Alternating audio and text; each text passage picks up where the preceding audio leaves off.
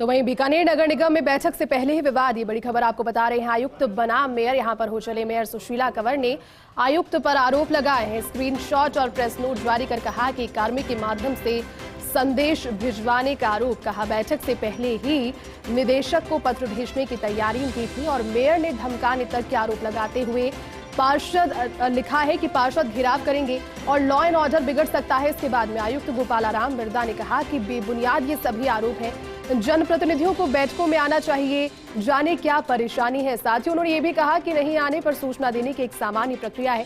तो कहीं ना कहीं यहाँ पर दो लोग एक सामने हो गए हैं और अब कोशिश यही की जा रही थी कि जल्द से जल्द जो पहले बैठक हो, उससे पहले स्थिति को नियंत्रण में कर लिया जाए। बीकानेर नगर निगम में बैठक से पहले ही लेकिन ये विवाद सामने आ गया, जिसमें आयुक्त बनाम मेयर यहाँ खुले तौर पर सभी के सामने हो गए। मेयर सुशीला कंवर ने आयुक्त पर आरोप लगाए हैं। उन्होंने बाकायदा इसके लिए स्क्रीनशॉट्स और प्रेस नोट भी जारी किया। कहा कि कार्मिक के माध्यम से संदेश भिजवाने का आरोप उन्होंने लगाया है। कहा उन्होंने कि बैठक से पहले ही निदेशक को पत्र भेजने की तैयारी थी और मेयर ने धमकाने तक के आरोप आयुक्त पर लगाए हैं। अधिक जानकारी के साथ सहयोगी लक्ष्मण राघव इस वक्त हमारे साथ फोन लाइन पर जुड़ गए। लक्ष्मण, नगर निगम की बैठक होने वाली थी लेकिन बैठक से पहले ही जानकारी ये सामने आ रही है कि आयुक्त बनाम मेयर वहां पर हो चले हैं। क्या ये पूरा वाकया रहा? विस्तृत जानकारी इस पर दें।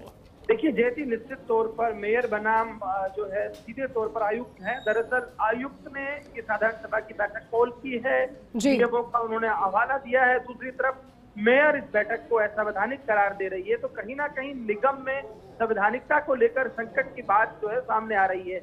इसमें भी दरअसल भाजपा और कांग्रेस के भीतर भी गुटबाजी है। भाजपा में भाजपा और कांग्रेस के बीच आपस में एक खींचतान है। तो जो सबसे बड़ी चुनौती आयुक्त के लिए होगी वो इस वक्त ये होगी कि क्या कोरम पूरा हो पाता है बैठक में। क्या आप जानते हैं बोर्ड जो है भाजपा का है या 80 सदस्यीय बोर्ड में भाजपा जो है काबिज है।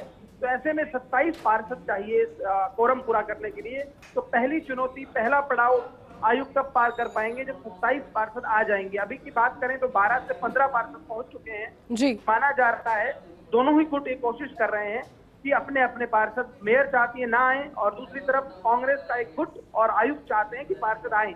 तो अब ये निश्चित तौर पर एक अलग सी, एक तरह से कहिएगा अलग सी स्थिति पैदा हो गई है। आपने देखा होगा इन दिनों निकायों और सरकार के बीच भी एक कहीं ना कहीं जिस तरह की छवि बनी, कसमकस हुई, डेपो से लेकर बहुत सारे विवाद हुए।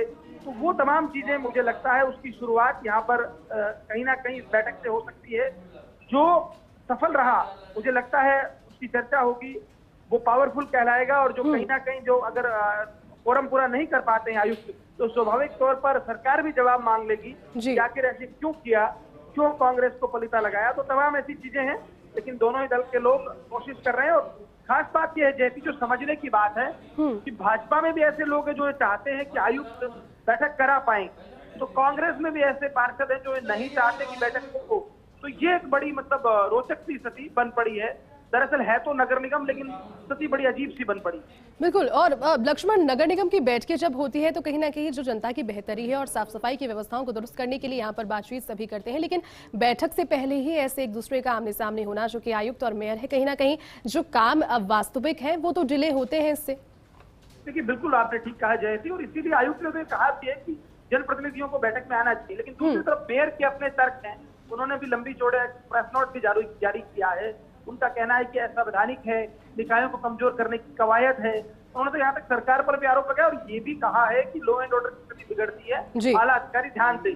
तो तमाम ऐसी चीजें हैं जिनको लेकर मेयर और आयुक्त के बीच कहा जा सकता है सीधे तौर पर शक्ति परीक्षण है होना, जो कांग्रेस भाजपा के बीच चाहिए वो अब आयुक्त बनाम कहीं ना कहीं मेयर हो चला है। बिल्कुल। तो कहीं ना कहीं आप कह रहे हैं कि एक राजनीतिक रंग अब ये जो वाकया है, पूरा जो मामला है वो ले चुका है, जिसमें स्क्रीनशॉट्स भी है, प्रेस नोट्स भी है, तमाम जो तर्क वितर्क है वो जारी है। लक्ष्मण बिल्कुल ठीक कह रहे हैं जैसी, निश्चित तौर पर सियासत तो है ही और दरअसल पर्दे के पीछे से दोनों गुट अपनी अपनी भूमिका निभा रहे हैं। यही होता है। अब बात यही है, एक कहते हैं ना, जो जीता वही सिकंदर कहलाता है। अब इस पूरे प्रकरण में किसकी जीत होती है, किसकी हार होती है, अलग बात है। लेकिन जैसे आपने इंपॉर्टेंट बात कही, कहीं ना कहीं पब्लिक को नुकसान होता है इस तरह की सिद्धांत से, क्योंकि बैठकों में विकास की बात होती है, चर्चा होती है, वो तमाम चीजें हैं जिस पर काम होता है। और हमने पिछली बार भी देखा, बजट बैठक में भी बड़ा घमासान हुआ। पुलिस पिछली बार तो वर्दी में तैनात की गई थी, इस बार थोड़ी सी एक तरह से पूर्व सावधानी बरती है। सिविल ड्रेस में पुलिस कर्मियों को बढ़ाया गया है। जी लक्ष्मण, इसमें जिस तरीके से अभी मैंने जिक्र भी किया कि कुछ स्क्रीनशॉट्स और प्रेस नोट भी मेयर की ओर से जो है पब्लिश करवाए गए हैं, वो क्या है, उसके बारे में कुछ जानकारी आप दे पाएंगे? देखिए बिल्कुल जयती, उसमें दरअसल मेयर ग्रुप ने आरोप लगाया है कि आयुक्त ने बैठक से पहले ही एक पत्र लिख दिया कार्मिक को, जिसमें कहा गया है कि मेयर बैठक में नहीं आती तो ये कार्रवाई होगी। इस बात को मेयर कह रही है, लेकिन जो आयुक्त हैं वो इन सब आरोपों को बेबुनियाद बता रहे हैं। उनका कहना है कि बैठक में नहीं आती तो सूचना देना एक सामान्य प्रक्रिया है, वो हम देंगे, और मेयर बैठक में आ जाती है तो कोई दिक्कत नहीं है। तो मुझे लगता है दोनों पक्ष के अपने अपने तर्क हैं और दोनों अपने आप को सही बता रहे हैं, लेकिन निश्चित तौर पर देखिए मेयर चुनी हुई प्रतिनिधि है, इसमें कतई शक नहीं है।